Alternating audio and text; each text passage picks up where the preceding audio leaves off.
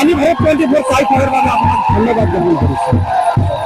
মই এতিয়া উপস্থিত আছো গোলকগঞ্জ সমষ্টিৰ অন্তৰ্গত লোহাজানি গাঁৱৰ এটা পূজাস্থলীত। ইয়াতে বহু সংখ্যক মহিলাসকলে পূজাৰ আয়োজন কৰিছে। হঠাৎ কৰি কিহৰ এই পূজা আৰম্ভ কৰিছে এইখিনিকে মই আপোনালোকক জনাবলৈ মই যত্ন কৰিম। ইয়াতে উপস্থিত থকা ব্যক্তি আছে, মই ব্যক্তিৰ লগত কথা পাতিবলৈ মই যত্ন কৰিম। হয়, দেখা গৈছে যে আপোনালোকে ইয়াতে পূজা আৰম্ভ কৰিছে। কিহৰ কাৰণে পূজা আৰম্ভ কৰিছে? এইটো আচলতে এইবাৰ প্ৰথম হ'ল ইয়াত, মানে কোনোবা সপোনত পাইছে মানুহ, এইটো সপোনত দেখা পাই মানুহক কৈছে আৰু বেলেগ জাগাত কৰিছে, সেইকাৰণে শুনা পাই আমিও কৰিছো। আৰু ক'ত ক'ত কৰিছে আপুনি জনা মতে? এইটো লালকুটি কৰিছে, গোলকগঞ্জ কৰিছে, আগমনি কৰিছে। এইটো কি পূজা কয়? এইটো আচলতে মংগল চণ্ডী বুলি কয়। এইটো আগতে কৰিছে নেকি ইয়াতে? মংগল চণ্ডী আৰু বিপদনাশিনী একে হয়, আগতে ইয়াত কৰা নাই, এইবাৰ প্ৰথম। কেনেকৈ কৰিলে? তাৰমানে গাঁৱৰ সকলো মানুহে একজোট হৈ গাঁৱত কালেকশ্যন কৰি এইটো মানে সকলো মা ভণ্টি একলগত হৈ মানে পূজাটো কৰিছে। কি পূজা? এইটো বিপদনাশিনী পূজা।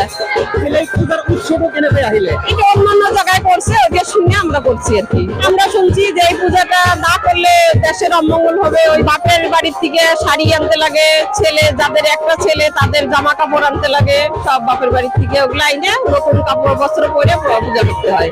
এটা কথা উল্লেখ কৰিছে মহিলাসকলৰ দেউতাকৰ ঘৰৰ পৰা শাৰী আনি এই পূজা কৰিব লাগে বুলি এগৰাকী মন্তব্য প্ৰকাশ কৰিছে। হয়, দেখা গৈছে যে আপোনালোকে আজি পূজা আৰম্ভ কৰিছে, কিহৰ কাৰণে কি ক'ব? এইটো আচলতে কি মা দুৰ্গাৰ এটা অংশ, মানে বিপদ তাৰিণী বুলি কয়।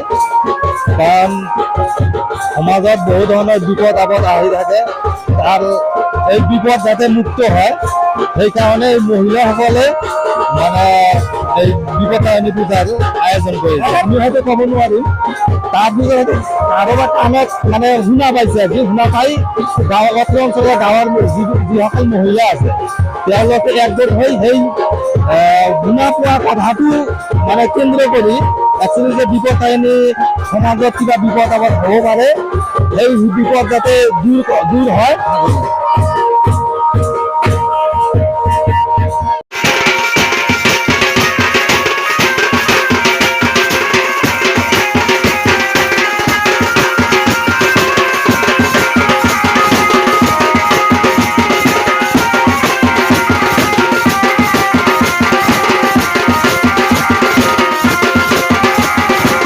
নমস্কাৰ, মই অজয় ফুকন আৰু এইখিনিতে সমূহ এনি ভাৰত চেনেলটোৰ যিসকল কৰ্মকৰ্তা আছে সকলোৰে মোৰ ফালৰ পৰা শুভেচ্ছা জ্ঞাপন কৰিছোঁ। অসমৰ আচলতে সংবাদ জগতত নতুনকৈ আচলতে এটি আত্মপ্ৰকাশ ঘটিছে আমাৰ নিউজ চেনেল এনি ভাৰত, আৰু এনি ভাৰতৰ এটা খুব ধুনীয়া এটা অনুষ্ঠান হ'বলৈ গৈ আছে। সকলোৱে জানে আমাৰ সকলোৰে মৰমৰ হাৰ্টথ্ৰব জুবিন গাৰ্গৰ গানে কি আনে, আচলতে জুবিনদাৰ সেই গীতৰ আধাৰত আমাৰ হিৰুদাই লিখা সেই গীতটি গানে কি আনে, এই গানে কি আনে নামৰ এটি তেওঁলোকে সাংগীতিক ৰিয়েলিটি শ্ব' কৰিবলৈ গৈ আছে। আৰু 15 আগষ্টৰ পৰা গোটেই আৰম্ভ হ'ব। প্ৰথম অডিশ্যন অসমৰ ধেমাজি জিলাত আৰম্ভ কৰিব।